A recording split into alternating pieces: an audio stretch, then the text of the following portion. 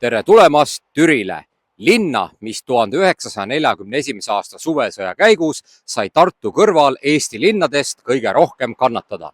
Praegusel Wiedemanni tänaval paikneb Türi Püha Martini kirik, mis seisab siin juba ilmselt 13. sajandist.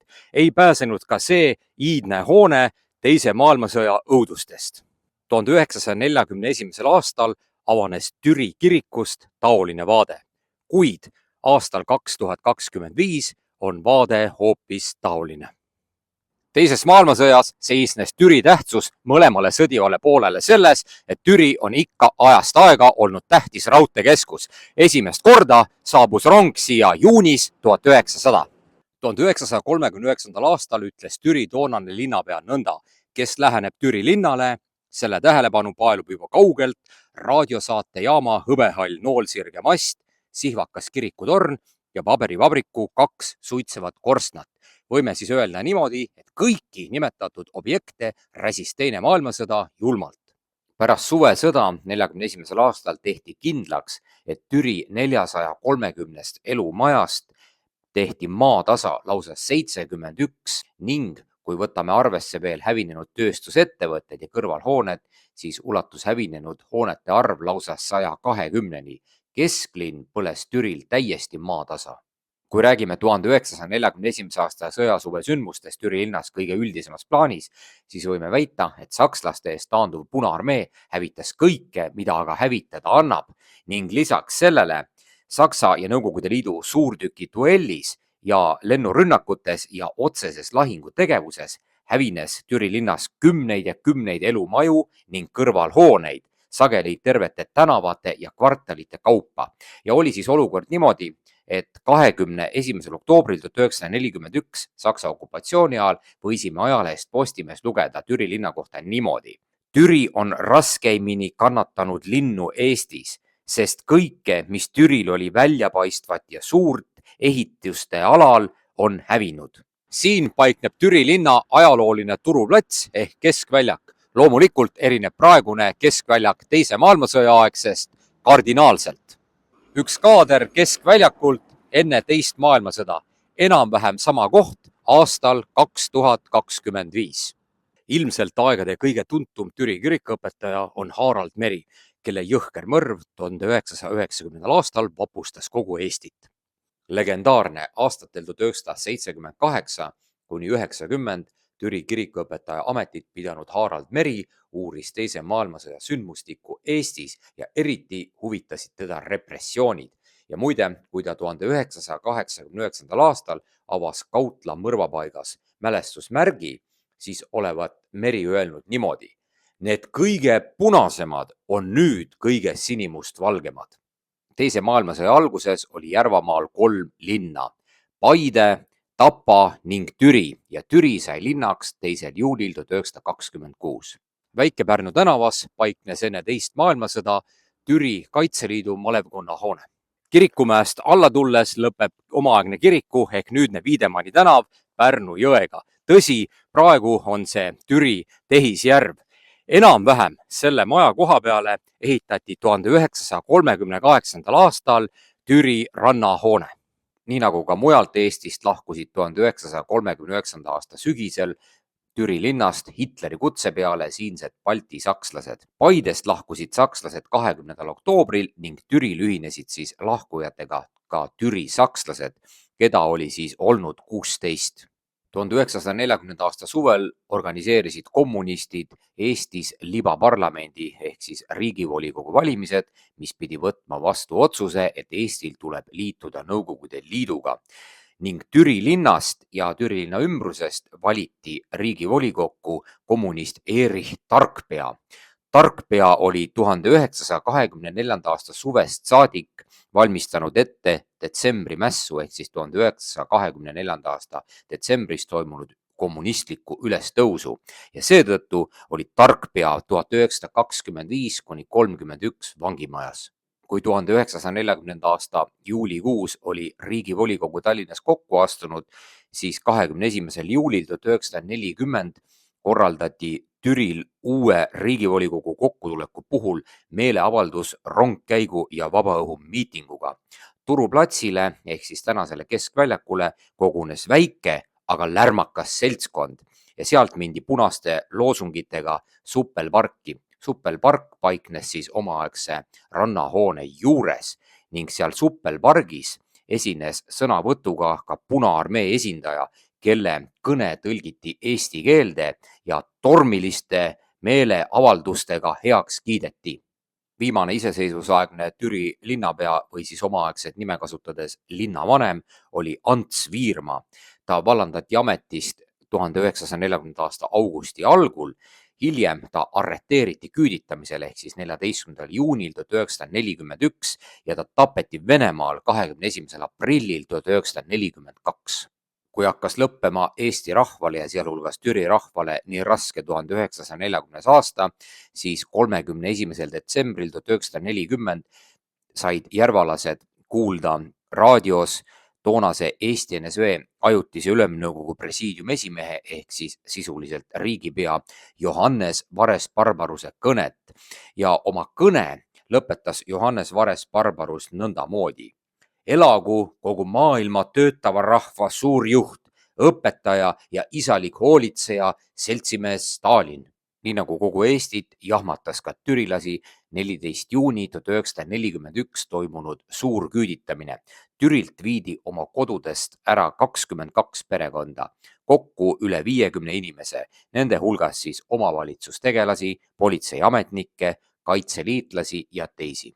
Siin paikneva Wiedemanni tänava koolimaja asemel oli veel teise maailmasõja aastatel Johannes Lage sae- ja jahuveski. Muide, Wiedemanni tänavas jahu- ja saeveskit pidanud Johannes Lage oli 1930. aastal valitud mõneks ajaks ka Türi linnapeaks. 1941. aasta 14. juunil arreteeriti Lage küüditamise käigus, ta saadeti Siberisse ja ta suri juba samal aastal Sverdlovski oblastis. Paide ja Wiedemanni tänava nurgal paikneb praegu parkimisplats. Teise maailmasõja aastatel oli siin niinimetatud Tenso või Tõnso maja ja see maja sai teise maailmasõja aastatel tuntuks kui NKVD maja. Tenso või Tõnso maja oli pudupood, seal müüdi siis kõike. Rahvas muide nimetas toona pudupoode lausa juudipoodideks ja siis teise maailmasõja käigus võttis selle maja enda kätte NKVD. Muide, Tenso maja hoovis tegutses limonaadivabrik või niinimetatud vurtsuvabrik, kus Vurtsu Peetriks nimetatud isik ajas joogipudelisse ja lasi joogi sisse vurtsu. Vurtsu Peetriks kutsus rahvas Peeter Villi. Jah, tõepoolest, Vurtsu Peeter tegutsemas siinsamas Tenso maja õues. 22. juuni 1941 suur Saksamaa kantsler Adolf Hitler ründab jõuliste löökidega stalinistlikku Nõukogude Liitu. Kui enamlastele oli sõjateade kui pikselöök pähe, siis Türi eestimeelne elanikkond võttis teate vastu rõõmu ja kergendustundega. Muide, üle 70% meie kanali vaatajatest pole vajutanud telli nuppu. Kanali tellimisega ei kaasne mingeid kohustusi ja see on tasuta. Seega, aidake meil astuda sammuke lähemale eesmärgi täitumisele, 10 000 tellija kokkusaamisele. aitüma toetuse eest! Kui 22. juuni 1941 hommikul oli alanud sõda Saksamaa ja Nõukogude Liidu vahel, siis sama päeva õhtul hakkas Türil ringlema kuulujutt, et seesama öö ehk siis öö vastu 23. juunit toimub Türi linnas suur küüditamine.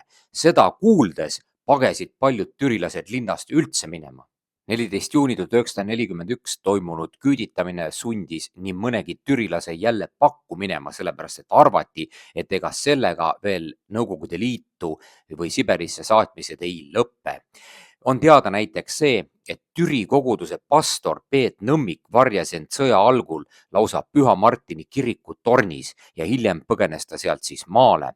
Ja etteruttavalt olgu siis öeldud, et aastast 1927 Türi kirikuõpetaja olnud Peet Nõmmik arreteeriti juba siis, kui Nõukogude okupatsioon oli uuesti alanud 30. detsembril 1944 keset jumalateenistust.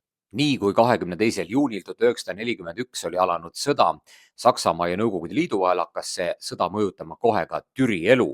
Nimelt siis kommunistid kehtestasid käsu Türi linn öisel ajal pimendada, tänavatele saadeti patrullima sõjaväepatrullid, linnas kehtestati ka öise liikumise keeld. Liikuda lubati ainult erilubade alusel. Miks 1941. aasta sõjasuve käigus olid Türi linnas nii suured purustused? Asi oli selles, et Saksa Wehrmacht jäi keset Eestit lahingutegevusest toppama ning lahingud Türi linna pärast Punaarmeega kestsid lausa mitu nädalat järgemööda. 1. juulil 1941 hakkasid kommunistid Türi linnas kokku koguma ka raadioaparaate ning katkestati ka eratelefonide vahel kõned. Võime öelda siis seda, et raadioaparaate hakati kokku koguma Särevere vallamajja. Viljandi tänava lõpus Viljandi 52 koha peal on näha vundamenti. Siin paiknes ajalooline Särevere vallamaja. 1997. aastal oli siin suur põleng ja vallamaja lammutati lõplikult aastal 2011. Muide, vallamaja taga paiknevat küngast nimetati rahva seas Kolgata mäeks. Kui türilased hakkasid oma raadioaparaate viima Särevere vallamajja kohale, siis enne seda paljud türilased vahetasid raadioaparaadi sisemuse ära ja panid sinna telliskivi. Ilmselt said kommunistid sellele jälile, sellepärast et enamlased hakkasid siis raadioaparaate ära toovate inimeste silme all nende raadioaparaate puruks peksma. Jah, tõepoolest, just siin vallamajas peksid kommunistid puruks raadioaparaate. Türi Püha Martini kiriku kõrval paikneb kirikupark ja mõni aeg pärast sõja algust, 4. juulil 1941 toimus seal Türi linnas viimane punaste korraldatud suurem miiting. Seal esines Paidest kohale tulnud Rudolf Prääts, kes rääkis niimoodi, et sakslaste edasitung pole üldse õige jutt, need on kõik ainult kuulujutud. 1930. aastatel rajati sinna tee äärde, mis viib Türilt Torile, võimas raadiosaatejaama kompleks. Kõik, mis seal oli, hävitas 1941. aastal taganev Punaarmee. See pilt on tehtud aastal 1940 ehk siis 1 aasta enne Türi raadiosaatejaama muutumist Varemete väljaks. 4. juuli 1941 on selleks ajalooliseks päevaks, mil Eestis väga tuntud raadiokutsung Siin Tallinn, Tartu ja Türi vaikis igaveseks. Asi oli siis selles, et kommunistid lõpetasid Türi raadiosaatejaama tegevuse ning 197-meetrine raadiomast vaikis igaveseks. Muide, omal ajal, kui rahvas kuulis kogu aeg seda kutsungit Siin Tallinn, Tartu ja Türi, siis naljamehed lisasid sellele lõppu ühe tuntud rahvalaulust pärit fraasi Tõmba Jüri. Muide, 196,6 meetri kõrgune raadiosaatejaama mast polnud mitte ainult Baltimaade kõige kõrgem ehitis, vaid lausa Põhjamaade kõige kõrgem ehitis ja detaile omaaegsest raadiomastist võib kogeda tänapäevani. Türi raadiosaatejaam alustas pidevat tööd 15. detsembrist 1937 ja on öeldud seda, et Türi saatja oli kuuldav mitte ainult kogu Euroopas, vaid ka Kanadas ja USAs ja sellest ligi 200 meetri kõrgusest Türi raadiosaate mastist kujunes üle Eesti tuntud turismiobjekt. Inimesed käisid seda üle Eesti vaatamas, sealhulgas käis seda vaatamas ka kindral Laidoner ise. Ja kuna see torn meenutas või mast meenutas natuke Eiffeli torni, siis Türi saigi Eestis kuulsuse kui Eesti Eiffeli linn. Ärevad sündmused Türil juba sõja alguses järjest kuhjusid ja kuhjusid. Eriti ajas Türi rahva meeled ärevile 5. juulil 1941 toimunud juhtum, nimelt siis NKVD korraldusel ühe tuletõrjeauto veepaak täideti bensiiniga. Arvati siis rahva seas, et kui Türi tuleb sakslastele loovutada, siis enne seda kommunistid süütavad bensiiniga terve linna. Kui tuletõrjeauto veepaak oli bensiini täis laaditud, siis rahva seast teati kindlas kõneviisis rääkida, et parajal momendil pritsitakse majad mootor pritsist bensiiniga üle ja pannakse leegiheitjaga tuli otsa. Inimesed tassisid meeleheites koli ja kraami oma majadest välja ja isegi majades ei julgetud enam magada. Juba sõja esimestel päevadel kartsid türilased Nõukogude sõdureid ja kõiksuguseid nuuskureid, kes siin-seal ringi nuuskisid, otsides jalgrattaid ja muud väärtuslikku. Tänapäevani ei teata seda, kas Türi raadiosaatejaam õhiti 10. või 11. juulil 1941. Igal juhul ühel neist päevadest lennutati siis õhku raadiosaatejaama mast ning saatejaam ja muud abihooned. Taoline košmaarne pilt avanes Türi raadiosaatejaama asukohas pärast enamlaste hävitustööd. Enne kui Türil algas raadiomasti ning raadiosaatejaama õhku laskmine, siis ümberkaudsetest majadest ajasid kommunistid kõik inimesed välja. Kommunistid plaanisid siis oma hävitustööd niimoodi, et raadiomast kukub otse raadiosaatejaama hoone peale, kuid kommunistide meelehärmiks võttis mast kukkudes hoopis teise suuna ja kukkus linna poole. Suvesõja ajal juhtus Türi kirikus ka selline hämmastav lugu, et enamlased keelasid kirikus kirikukellade helistamise, isegi siis, kui oli pühapäev. Asi oli selles, et kommunistid kartsid, et see kellahelin annab sakslastele mingisuguseid salajasi signaale. 11. juulil 1941 said kommunistid Türi linnas hakkama millegi seninägematuga. Nimelt, samal päeval toimus Türi kirikus matusetalitus. Järsku sisenesid mitukümmend punaväelast Türi kirikusse ja korraldasid seal läbiotsimise. Eesmärgiks oli siis tabada sakslastest diversante. Jah, tõepoolest, uskumatu lugu.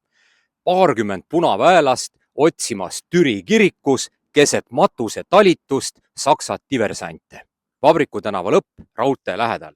Just selles kohas paiknes Järvamaa kõige suurem tööstusettevõte, Türi paberi- ja puupapivabrik. Olgu kohe öeldud, et ainuke, mis meenutab omaaegset vabrikut, on kaadris paistev üksik korsten.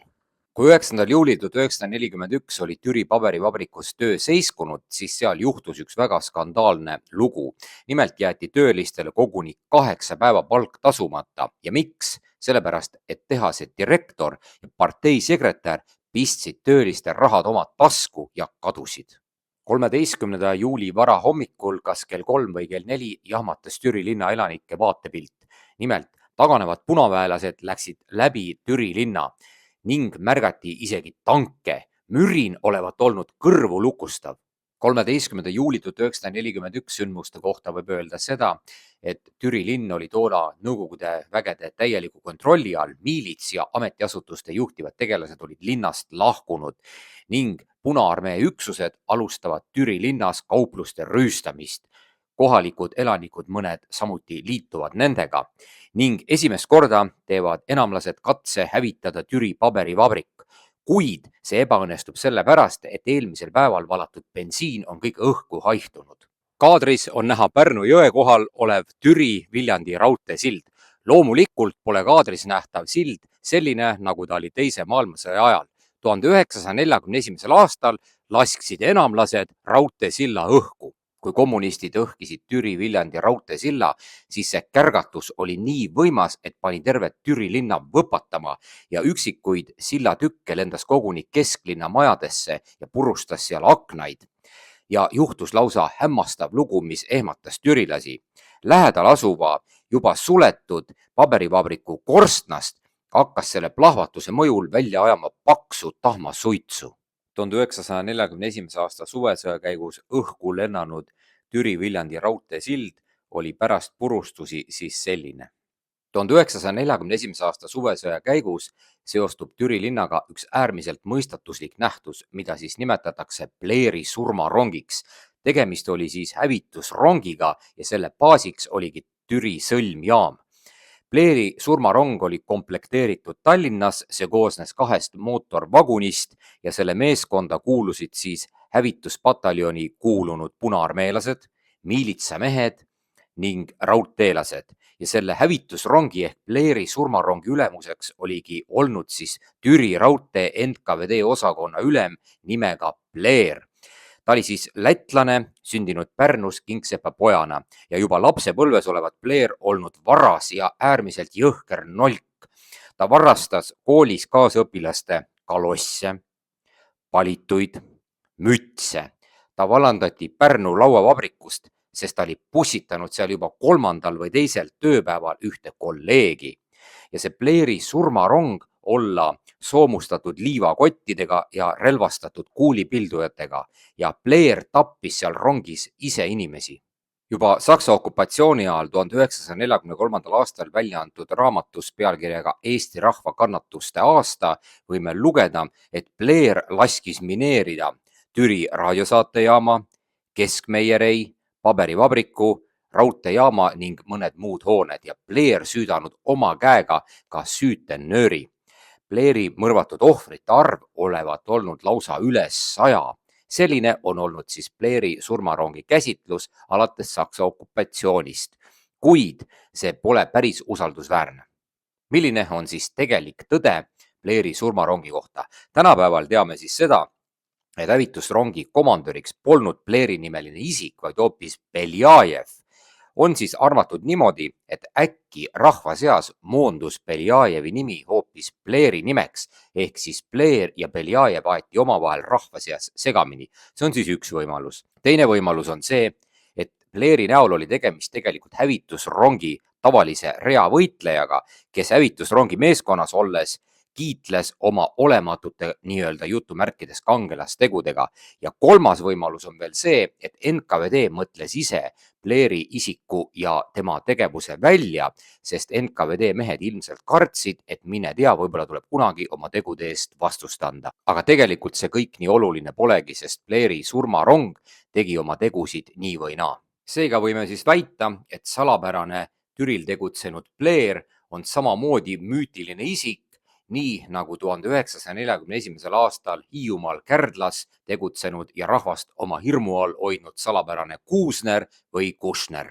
18. juulil taanduvad punaarmeelased ka Säreverest ja enne taandumist lasevad nad Säreveres õhku Baltimaade ühe ainulaadsema kondentspiima ja piimapulbri tehase, piirituse vabriku, elektrijaama, sae- ja jahuveski ning ka 4 Särevere silda. Pool tundi hiljem vallutavad sakslased Särevere. Oleme kaameraga jõudnud Türi külje alla Säreverre. Siin voolab Brandi jõgi ja Brandi jõe kaldal paiknes Särevere piirituse tehas, millega hiljem ehitati kokku Euroopas täiesti unikaalne kondentspiima ja piimapulbri tehas. Ei jätnud Teine maailmasõda puudutamata ka neid tehaseid. Siin on endisest tehasest alles ainult üks osaliselt säilinud korsten. See kuulus piirituse tehasele. Sellel pildil on näha, millised olid Särevere kondentspiima tehase varemed pärast purustusi. Kui enamlased lasksid Säreveres õhku piirituse tehase, siis seal lendas õhku 22 000 liitrit piiritust. Plahvatus oli nii vägev, et tekkinud plahvatuses leidsid oma otsa ka minöörid ise. Jah, tõepoolest, just siin plahvatas 22 000 liitrit piiritust. Kogu jõe ümbrus oli üksainus suur tulesammas. Hiljem olid sakslased küsinud kohalikelt, mis siin nii hirmsasti plahvatas.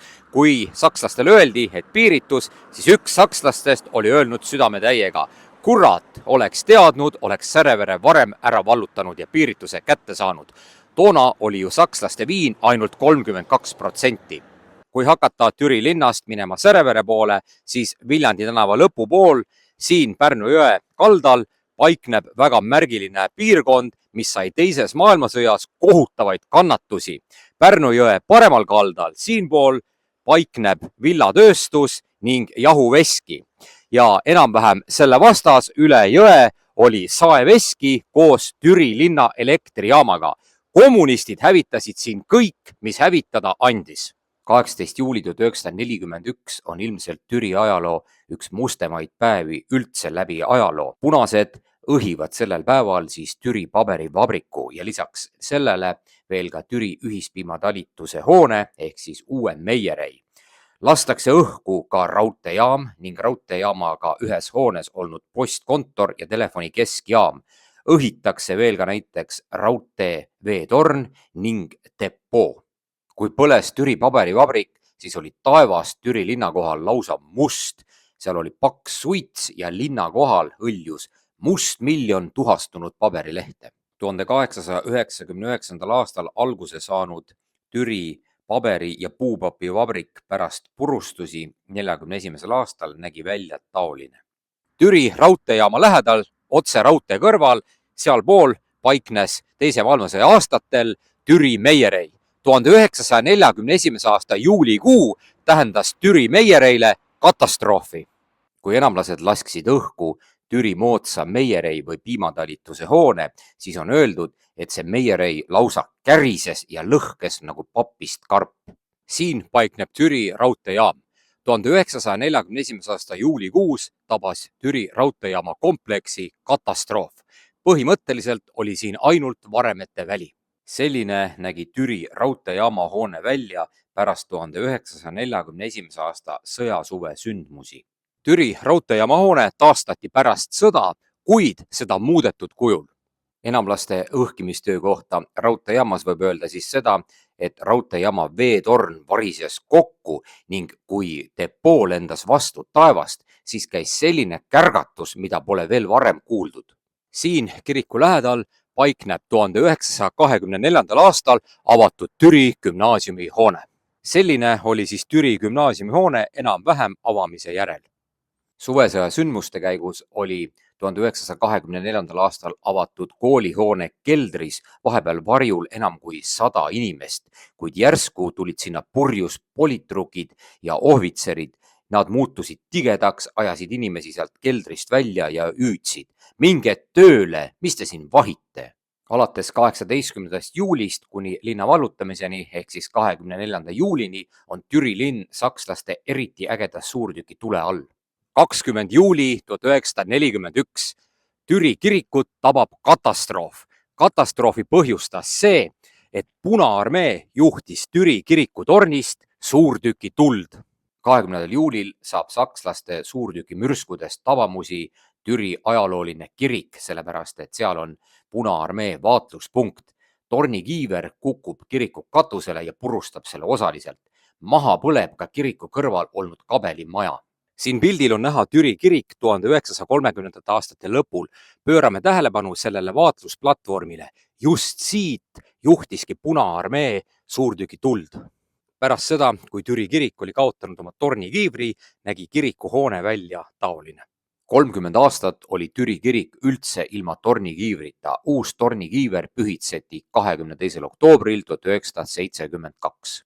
Enamlaste suurtükid asetsesid suvesõja käigus ka Kirikla õues, kust enamlased nendega põmmutasid kuni viimase otsani, mil Saksa tabav kahuri tuli neid vaikimas sundis.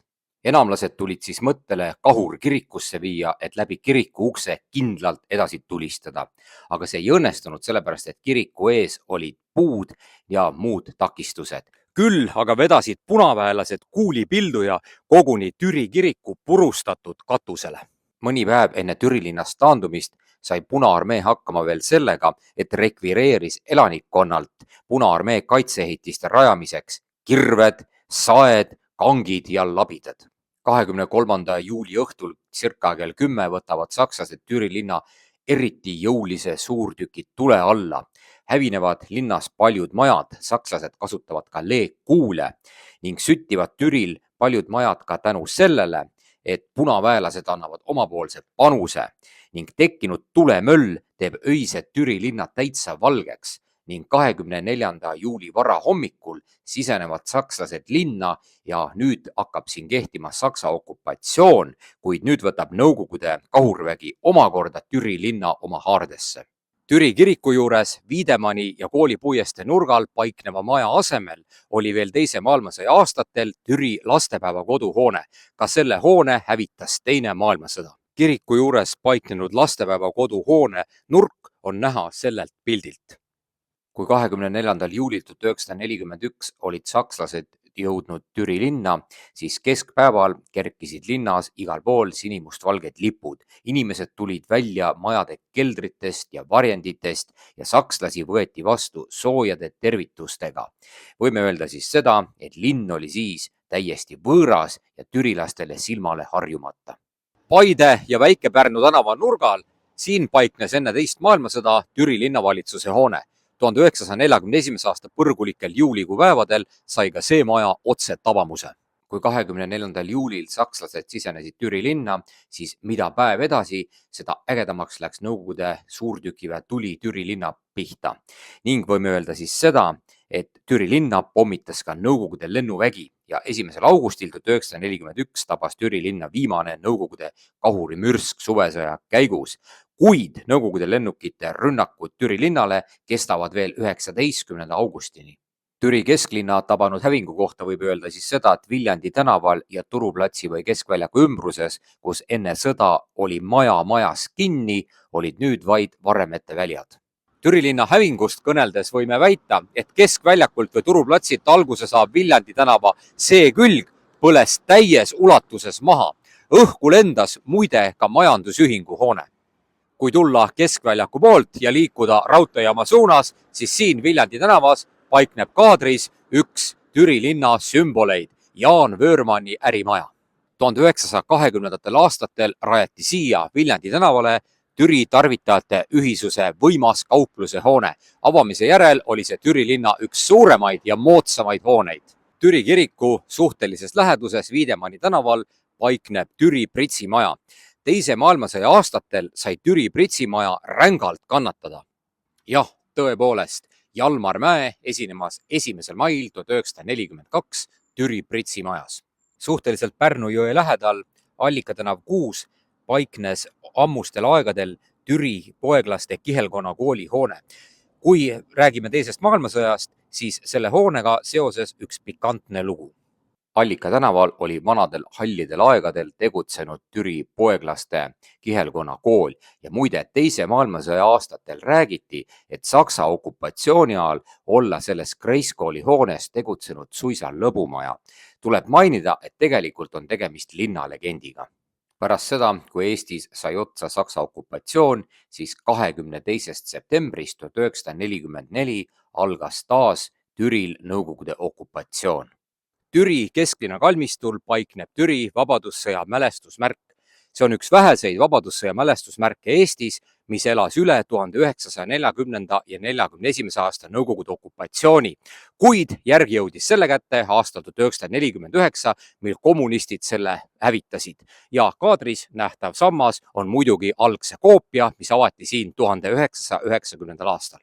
Muide, tänapäeva Türi Keskväljaku üks tuntumaid hooneid, kaubamaja hoone, avati siin 22. veebruaril 1986. Nii palju siis teise maailmasõja sündmustikust raudteelinnas Türil. Kuhu meie tee järgmisena jõuab, eks seda näitab juba aeg.